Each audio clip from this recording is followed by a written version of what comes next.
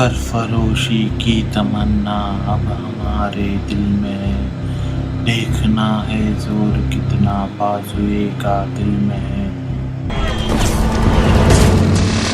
ये शहीदों की जन्मभूमि शाहजहांपुर है। इसी धरती पर अमर शहीद राम प्रसाद बिस्मिल, अशफाक उल्ला खां, ठाकुर रोशन सिंह और राजेंद्र लाहिड़ी ने जन्म लिया। ये उन बलिदानियों की पुण्य भूमि है जिन्होंने अपनी शहादत से भारत को आजादी दिलाई। यहाँ से लगभग आधा 1 किलोमीटर की दूरी पर इन सारे के सारे क्रांतिकारियों का घर है। शहीदों के त्याग को, उनके बलिदान को बिल्कुल मिटा दिया। आज किसी को नहीं मालूम है कि इन लोगों ने कितनी परेशानी झेली, कितना दुख झेला। आज भी राम प्रसाद बिस्मिल जी का मकान लोगों ने कब्जा कर लिया है और उनकी बहनें, उनकी माँ बर्तन मांजते हुए, कपड़े धोते हुए मरी बेचारी। वही सारे शहीदों का हाल है। अशफाक उल्ला खां की मज़ार पे इतनी गंदगी, कूड़े का ढेर लगा हुआ है, देखते हुए शर्म आती है। लोग पुड़िया खा के थूकते हैं, बैठ के जो है पत्ते खेलते हैं और इसी तरीके से सबको जो है सारे शहीदों की शहादत को, बलिदान को बिल्कुल भुला दिया गया है। यहाँ से कोई नहीं जानता इस देश में, इस शहर को, इन शहीदों को, इस शहीदों की हिस्ट्री को और उनके बाद उनके परिवार वालों को क्या हुआ। इस गली के अंदर जाकर राम प्रसाद बिस्मिल का घर है, जिन्होंने क्रांति की अलख जगाकर देश के युवाओं को गुलामी के विरुद्ध खड़ा किया। उन्होंने सरफरोशी की तमन्ना अब हमारे दिल में है, देखना है जोर कितना बाजुए कातिल में है। दुनिया से गुलामी का मैं नाम मिटा दूंगा, एक बार जमाने को आजाद बना दूंगा। ऐ मातृभूमि तेरी जय हो, सदा विजय हो, प्रत्येक भक्त तेरा सुख शांति कांतिमय हो, जैसे गीत लिखे और उस भाव को जिया भी। बिस्मिल का जन्म 1897 में इसी घर में हुआ। अपनी माता और बहन के साथ इसी घर में वे रहे। इसी घर में पल बढ़कर देश को आजाद करवाने का सपना संजोया और देश के लिए अपनी शहादत दी, पर उनकी स्मृतियों को सहेज कर नहीं रखा गया। इनके बारे में क्षेत्रीय और राष्ट्रीय स्तर के लोगों को नहीं बताया गया। पिछले 68 सालों में न सरकारों ने, न ही आम लोगों ने सोचा कि उनकी स्मृतियों को सहेज कर रखा जाए। कई मायनों में ये एक ऐतिहासिक घर है। इसी घर में रहते हुए बिस्मिल ने आर्य समाज से जुड़कर स्वतंत्रता आंदोलन को परवान चढ़ाया और इसी घर से ही बिस्मिल की गिरफ्तारी हुई।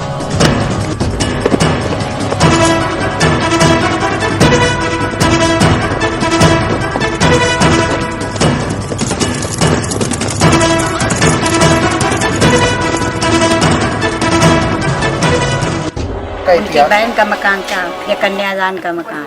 इसमें राम प्रसाद बिस्मिल रहते थे। अच्छा। पढ़ाई करते थे और मिशन स्कूल में यहाँ रहते थे। उनकी माँ को देखा था, माँ को जो खत्म हुई थी तो हम उनको फुकवाया।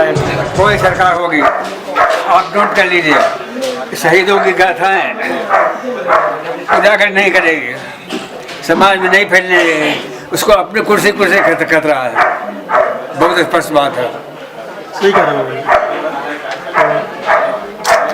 कोई सरकार कभी नहीं चाहेगी कि देश की युवा पीढ़ी जो है वो जागृत हो।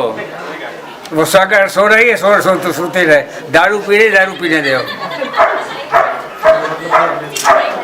उसे कोई रुचि नहीं। उसे रुचि हमने कितने अरब पैदा किए, कितने कोठियाँ बनवाए। एक देखिए, एक टूटा फूटा गेट है बिस्मिल का, पंडित गोविंद वल्लभ पंत ने अपने यहाँ से पत्थर लगाया था उसमें। 52 की बात है, वो भी गायब। इस शहीदों की जो गाथाएं हैं, भगत सिंह की गाथाएं या बिस्मिल जी की गाथाएं लोगों के हृदय में अगर जागृत हो जाएंगी तो शायद हर युवा शहीद भगत सिंह और बिस्मिल बन जाएगा और बिस्मिल और शहीद भगत सिंह बनकर वो कहीं फिर से क्रांति ना कर दे इन दुष्ट और भ्रष्ट नेताओं के खिलाफ, जो कि आज 68 सालों से देश को लूट रहे हैं। और यही कारण है कि जो आज बिस्मिल जी का मकान इस हालत में है,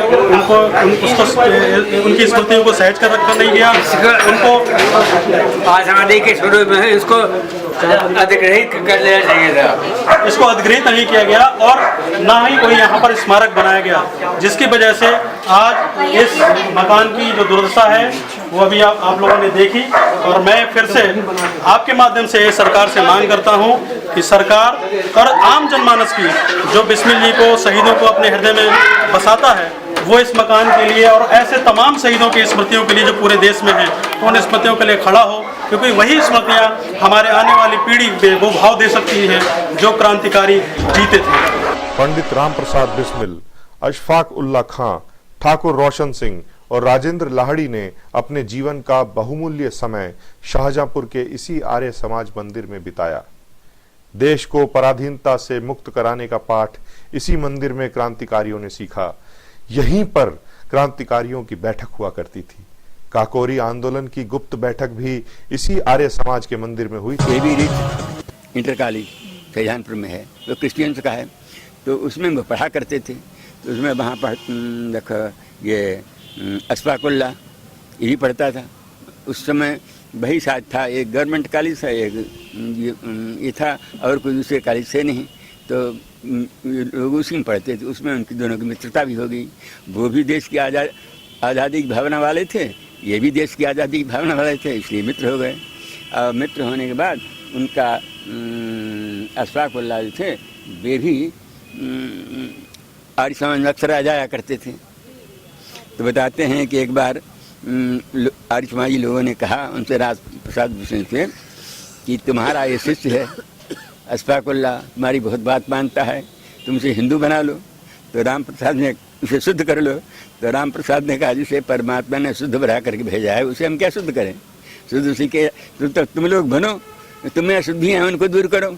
वो तो उसमें तो कोई अशुद्धि है ही नहीं, वो तो शुद्ध श्रेष्ठ पुरुष है। इसलिए देखो, तो उनमें बड़ा प्रेम था आपस में। और फिर उसके बाद वही रोशन सिंह इसी भावना के थे, हालांकि में पढ़ते लिखते इन लोगों के साथ में नहीं थे, वो भी यहाँ पर आ गए। फिर भारतवर्ष इसी प्रकार क्रांतिकारी, भाई राम प्रसाद की अपनी योजना से बंगाल तक के क्रांतिकारी यहाँ आते थे। आज भी शाहजहांपुर के आर्य समाज में ये क्रांतिकारी काकोरी शहीद के नाम से पहचाने जाते हैं। यहाँ के आर्य बताते हैं कि काकोरी आंदोलन के महानायक थे राम प्रसाद बिस्मिल। यहाँ आर्य समाज में ही वो बैठक हुई थी जब काकोरी कांड की। उस समय अशफाक ने विरोध किया कि अभी हम लोगों को सीधे टकराहट ब्रिटिश साम्राज्य से नहीं लेनी चाहिए, लेकिन दल का निर्णय हो गया।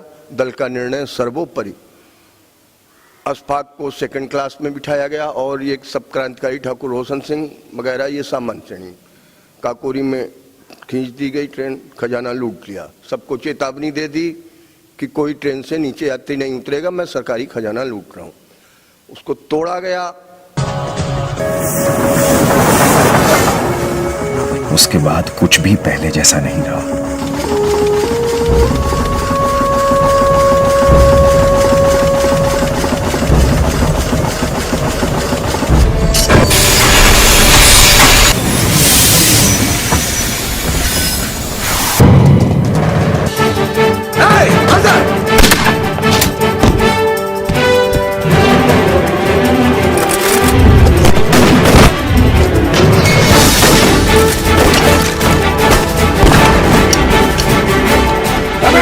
किसी को कुछ नहीं होगा, हिंदुस्तानियों को कुछ नहीं होगा, घबराइए मत।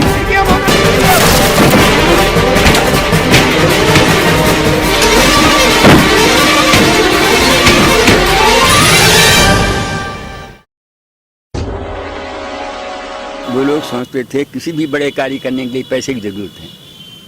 तो खजाना जा रहा था उस ट्रेन से। इन लोग और ये लोग अपने इन सब बातों की जानकारी रखते थे। तो इन लोगों ने मनाया कि उस ट्रेन को लूटा जाए तो उसमें खजाना मिलेगा, उससे हम लोग हथियार खरीद करके क्रांति करेंगे। और उससे पहले क्रांति हो चुकी थी रूस में, लेनिन की। लेनिन ने सत्ता बदल दी थी। तो लोग सोचते थे जब लेनिन ने सत्ता बदल दी वहाँ रूस में है, तो हम भी यहाँ की सत्ता बदल सकते हैं जनता को जागृत करके। इस प्रकार से उसकी योजना में काकोरी का कांड उन्होंने किया। भारत के स्वाभिमान को फिर से वापस लाने के लिए अमर शहीदों की स्मृतियों को सहेज कर रखना होगा, उन्हें जानना होगा। उन्हीं के रास्तों पर चलकर शहीदों के सपनों का भारत बनाया जा सकता है। ये क्रांतिकारी जिन्होंने देश को स्वतंत्र कराने में महती भूमिका, जो नींव के पत्थर बने, 1857 से लेकर चाहे मंगल पांडे हों, चाहे नाना साहब हों, चाहे तात्या टोपे हों, चाहे झांसी की रानी हों, चाहे अजीमुल्ला खां हों, चाहे फिरोज शाह मेहता हों, कोई हो, या ये पंडित राम प्रसाद बिस्मिल, भगत सिंह, ये लोग पिछड़ गए आज़ाद हिंदुस्तान में। वह लोग जो अंग्रेजों के समय में सर राय बहादुर थे, वही यहाँ कैबिनेट मंत्री हो गए, वह आगे बढ़ते गए। क्रांतिकारियों के परिवार आर्थिक रूप से भी जर्जर हो गए, शिक्षा में भी पिछड़ गए, सामाजिक राजनीतिक रूप से वो पिछड़ गए। आज पंडित राम प्रसाद बिस्मिल की बहन शास्त्री देवी जब यहाँ आई थी, मैं इमरजेंसी में DRM समय बंद था और सुभाष जी भी हमारे साथ बंद थे, सब लोग हम लोग बंद थे, तो उन्होंने यहाँ सुनाया कि हमने चाय की दुकान खोली, जबकि वो स्वयं क्रांतिकारिणी थी। मैनपुरी गेंदालाल जी, ये जब वो हुआ था पंडित जी को पुलिस तो फरार थे ये, तो अपने हथियार यहाँ रिवाल्वर बांध के लाई थे गाँव में। बरेली एक उनके मित्र मिल गए स्टेशन में, अरे पंडित जी घर चलो, कप चाय पी लो। तो ये थोड़ी देर में कहने, अरे राम तू तो देखता मेरे पेट में, तूने कहा नहीं उन्होंने कहा नहीं, ये वैद्य कोई दिखाएंगे, इनके फोड़ा भी है दीदी के और महिलाओं का मामला है। वो तुरंत बोले, राम तू जानता मेरे हथियार बंधे हैं, तो फिर क्यों अपने नोट्स किया जा रहा था? बोले जी बहुत दिनों बाद मिला, इतना आग्रह कर रहा था। तो उनको चाय की दुकान चलानी पड़ी। तो ये हम सबके लिए दुखद परिस्थितियां हैं। ठाकुर रोशन सिंह, या जो हम लोग यहाँ इनके परिवारों को देखते, बाहर भी देखते कि क्रांतिकारियों के परिवार पिछड़ गए। सुभाष चंद्र बोस की मृत्यु आज भी रहस्य बनी हुई, जबकि अपने समय का वह महानायक था। सावरकर को आज नहीं पढ़ाया जा रहा, उन्हें फासिस्ट या आतंकवादी कह देते। भाई जिन्हें 2 जन्मों का कारावास दिया, जिन्हें इतनी सरसों दे देती थी कोल्हू के बैल की तरह उनको, तब भी उन्होंने अपने नाखून कोयले से दीवारों पर लिख दी 1857 का स्वतंत्र समर। उनके सहयोगी जेल से बाहर निकाला है, ब्रिटिश में ही वो प्रकाशित हुई, लेकिन ब्रिटिश साम्राज्य में प्रकाशन से पूर्व जब्त की ये अद्भुत इतिहास 1857 स्वतंत्र समर का है। आजाद हिंदुस्तान में भी गांधी हत्या में सावरकर को जेल काटनी पड़ी है, दुखद है। देश के स्वतंत्रता संग्राम में अपने अभूतपूर्व योगदान देने वाले शहीदों के प्रति आज की सरकारों की उदासीनता यहीं नहीं रुकी। इसी शाहजहांपुर में 2013 में 23 जनवरी को जब नेताजी सुभाष चंद्र बोस की जन्मतिथि मनाई जाती है, शहीदों का बहुत बड़ा अपमान हुआ। शहीद आजम भगत सिंह का अपमान हुआ।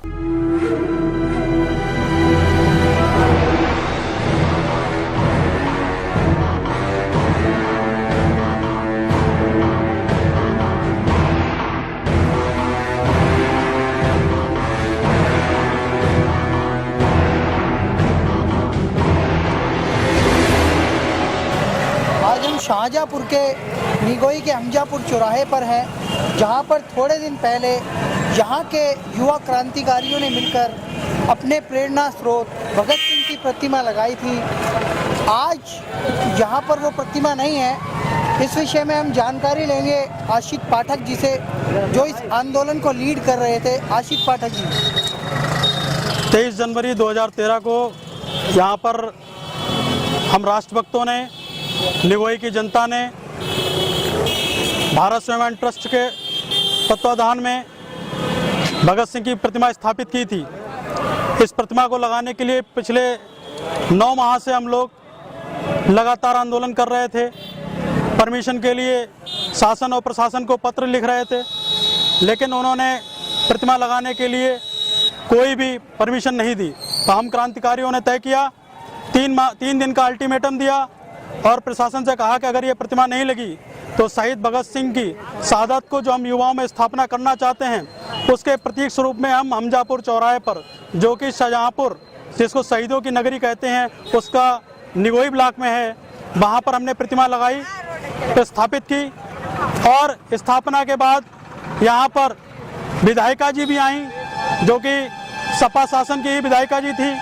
उन्होंने उस प्रतिमा का माल्यार्पण किया और उसके बाद अचानक क्या हुआ कि पुलिस और प्रशासन और नेता सब उस प्रतिमा के खिलाफ हो गए, भगत सिंह के खिलाफ हो गए जैसे गोरे अंग्रेज भगत सिंह को पसंद नहीं करते थे, गोरे अंग्रेज भगत सिंह को उस समय भी जेल में डालते थे और उनको फांसी पर चढ़ाया, और ऐसे ही आज के काले अंग्रेजों ने भगत सिंह को फिर से जेल में डाल दिया। इस प्रतिमा को, यहाँ पर जो प्रतिमा लगी थी उसको उखाड़ दिया, और उखाड़ने के बाद निगोई के थाने में जाकर उसको कैद कर दिया। तो मैं तो ये मानता हूँ, कल गोरे अंग्रेजों ने भगत सिंह को जेल में डाला था, आज काले अंग्रेजों ने उनको जेल में बंद कर रखा है। इसलिए यहाँ पर प्रतिमा आपको नहीं दिखाई पड़ रही है, जबकि यहाँ पर जब प्रतिमा लिखी थी तो इस चौराहे में जो 4 चांद लग गए थे, युवाओं का जोश देखते बन रहा था। उस दिन पुलिस और प्रशासन ने नेताओं के इशारे पर जो लाठीचार्ज किया, जिसमें कई क्रांतिकारी घायल हुए, और पूरे शाहजहांपुर की नगरी जो शहीदों की नगरी कहलाती है उस दिन शर्मसार हो गई, क्योंकि 23 जनवरी को नेताजी सुभाष चंद्र बोस की जयंती थी। उसी दिन शहीद आजम भगत सिंह का अपमान हुआ, और उस अपमान को हम लोग भूले नहीं हैं आज तक। जब तक यहाँ पर मूर्ति स्थापना नहीं होती, हम आंदोलन जारी रखेंगे। हमने पूरे प्रदेश से कार्यकर्ताओं का आह्वान किया है, और पूरे राष्ट्र की जनता से आपके माध्यम से आह्वान करते हैं कि चलो शहीदों की नगरी शाहजहांपुर और शहीदों का सम्मान पुनः स्थापित करना है। शहीदों की गाथाओं को जन जन तक पहुंचाना है, युवाओं को हृदय में फिर से स्थापित करना है। यहाँ के डीएम ने क्या बोला? जब यहाँ पर लाठीचार्ज हुआ, हमारे 4 सिख भाई गिरफ्तार हुए, 15 दिन तक वो जेल में रहे। डीएम साहिबा से जब हम लोग मिलने गए तो डीएम साहिबा ने कहा कि सुप्रीम कोर्ट का आदेश है, आप किसी भी सार्वजनिक स्थान पर बिना परमिशन के प्रतिमा नहीं लगा सकते। तो मैंने उनसे पूछा कि सार्वजनिक स्थान पर प्रतिमा नहीं लगा सकते, बिल्कुल सही बात है, सुप्रीम कोर्ट का आदेश भी सही है, लेकिन मैं ये पूछना चाहता हूँ, जहाँ पर प्रतिमा लगाने का स्थान नियत हो, वहाँ पर प्रतिमा लगाने की परमिशन ना देना, ये प्रशासन की कौन सी नीति है? और जब उस स्थान पर प्रतिमा लगा दी जाती है तो आपको सुप्रीम कोर्ट का आदेश नजर आता है। और जब भगत सिंह की प्रतिमा स्थापित हो गई, उसमें ना हिंदू को, ना मुसलमान को, ना सिख को, किसी को आपत्ति नहीं थी, तो फिर आपने वो प्रतिमा क्यों उखाड़ी? जबकि वो प्रतिमा किसी सार्वजनिक स्थान को अतिक्रमण करके नहीं लगाई गई थी, वो उस स्थान पर लगाई गई थी जहां पर प्रतिमा लगाने का स्थान पहले से सुनिश्चित था। वहां पर किसी भी ऐसे नेता की प्रतिमा लग जाती जिसके वोट बैंक होता, जिसमें किसी का आपत्ति नहीं होती, लेकिन भगत सिंह को सबसे आपत्ति है, क्योंकि भगत सिंह का वोट बैंक शायद नहीं बना है अभी तक। भगत सिंह की वजह से किसी को वोट नहीं मिलते हैं, इसलिए उनकी प्रतिमा को उखाड़ फेंका गया, और न सिर्फ प्रतिमा को उखाड़ फेंका गया, वहां पर तिरंगे का भी अपमान किया गया, और पुलिस गुरुद्वारे में जूते पहन तक कर घुस गई। यहाँ तक ये प्रशासन और शासन द्वारा नेताओं के इशारे पर किया गया। हाँ, तो ये भाई साहब, आपको क्या लगता है कि यहाँ प्रतिमा जो मूर्ति लगाई गई थी भगत सिंह की, क्यों हटाया गया? ये मतलब यहाँ पे राजनीतिक नेतागिरी हुई है, और प्रतिमा लगाने का तो स्थान तो नियत है, लेकिन ये जो है एक विधायिका जी आई थी, उनके इशारे पे उन्होंने सोचा कि हम इसका श्रेय ले लें, लेकिन ये देशभक्त ऐसा करना चाहते थे, तो उन्होंने कहा ये तो सब गड़बड़ हो रहा है, तो उनके इशारे पे ये पुलिस ने यहाँ पे लाठीचार्ज किया, और उसके बाद तो प्रतिमा को हटा दिया गया और कैद खाने में रख दिया गया उनकी प्रतिमा को। आप क्या बोलना चाहेंगे इसके बारे में? ये शहीदों की नगरी में शहीदों का अपमान है। यहाँ पे प्रतिमा दोबारा से लगेगी, पाठक जी के नेतृत्व में हम लोग दोबारा से आएंगे, और अब की बार देखते हैं कौन सा प्रशासन आके इस प्रतिमा को उखाड़ता है। इंकलाब जिंदाबाद, इंकलाब जिंदाबाद, अमर शहीदों का अपमान, अमर शहीदों का अपमान। आप क्या कहेंगे इसके बारे में? मैं भी यही कहूँगा कि जिन स्वतंत्रता सेनानियों ने अपनी जवानी को न्यौछावर कर दिया पूरे भारत देश की आज़ादी में, और जिनको उस समय भी काले अंग्रेजों ने, गोरे अंग्रेजों ने वहाँ डाला था, जेल में डाला था, आज के काले अंग्रेज भी उनको जेल में डाल रहे हैं, और जहाँ उनका सम्मान करना चाहिए वहाँ उनका सम्मान नहीं हो रहा है। केवल राजनीति और वोट बैंक की राजनीति के वजह से उन मूर्ति को हटाया गया, जबकि यहाँ अगर आम लोगों से पूछा जाए तो सारे लोग यहाँ बहुत खुश थे उस मूर्ति की स्थापना से। लेकिन केवल राजनीति के चलते हुए राजनेताओं के वोट बैंक के चक्कर में ये मूर्ति यहाँ से हटा दी गई। तो मैं प्रार्थना करूंगा इस देश के शासन से कि कृपया उस मूर्ति को पुनः स्थापित करें और शहीदों को जो सम्मान गोरे अंग्रेजों के समय नहीं मिल पाया वो कम से कम हम उनको दिला सकें। यही उनके साथ पूर्ण न्याय होगा और यही हमारे भारत देश के साथ भी एक बहुत सम्मान की बात होगी। आप इसके बारे में क्या कहना चाहेंगे, भगत सिंह की प्रतिमा के बारे में? भगत सिंह की प्रतिमा लगनी चाहिए, क्योंकि भगत सिंह ने जिस तरह से अंग्रेजों से लोहा लिया और हमारे देश को सत्ता की जंजीरों में जकड़े हुए देश को स्वतंत्र कराया, तो ये उनका अपमान नहीं बल्कि देशवासियों का अपमान है, नौजवानों का अपमान है। और यहाँ प्रतिमा हर हालत में लगनी चाहिए। जो भी यहाँ कार्यकृत हुआ है वो मतलब एक तरह का जंगी अपराध है। हमारे बीच में एक पत्रकार बंधु है, यहाँ के लोकल पत्रकार हैं, इनसे भी थोड़ी जानकारी लेते हैं। ये उस समय पर वहाँ पे उपस्थित थे। यहाँ पर सुबह तो प्रतिमा लगाएगी बड़े जोशो खरोश के साथ। यहाँ पर तमाम हजारों लोग इकट्ठे थे, पूजा अर्चना की गई, विधायिका जी आए, उन्होंने भी शुरुआत की, पूजा अर्चना की, सब कुछ किया। और उसके बाद में थोड़ी देर बाद दोपहर बाद को पुलिस का डंडा चला, भगदड़ मच गई, जाने कितने लोगों के चोटें लगी, यहाँ पर कई लोग घायल हो गए और प्रतिमा उखड़ गई, जबकि ये नहीं होना चाहिए था। शहीद तो पूरे देश का है, सबका है, जन जन का है। शहीद का अपमान ये बहुत गलत हुआ, ये सभी का अपमान हुआ। आगे आप क्या चाहते हैं, प्रशासन से क्या मांगे आप? हम तो यही चाहते हैं कि शहीद की प्रतिमा है वो लगनी चाहिए और जिन लोगों ने ये गलत कार्य किया है उनको क्षमा मांगनी चाहिए। सरफरोशी की तमन्ना अब हमारे दिल में है, सरफरोशी की तमन्ना अब हमारे दिल में है। देखना है जोर कितना बाजुए कातिल में है, सरफरोशी की तमन्ना अब हमारे दिल में है, सरफरोशी की तमन्ना अब हमारे दिल में है।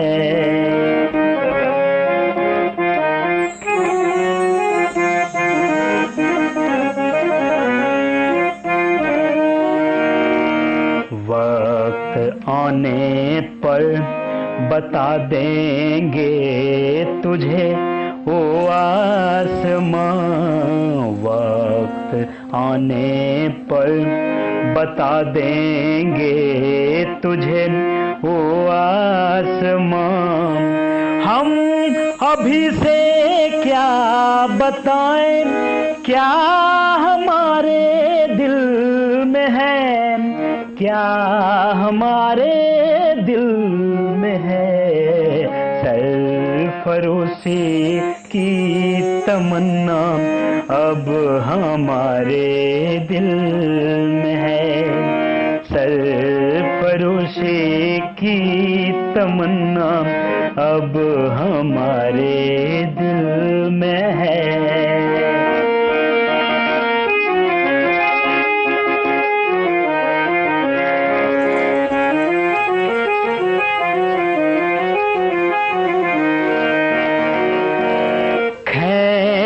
कर लाई है सबको कत्ल होने की उम्मीद, खींच कर लाई है सबको कत्ल होने की उम्मीद। आशिकों का आज जमघट कूचा कातिल में है, कूचाए कातिल में है, सरफरोशी की तमन्ना अब हमारे दिल में है, सरफरोशी की तमन्ना अब हमारे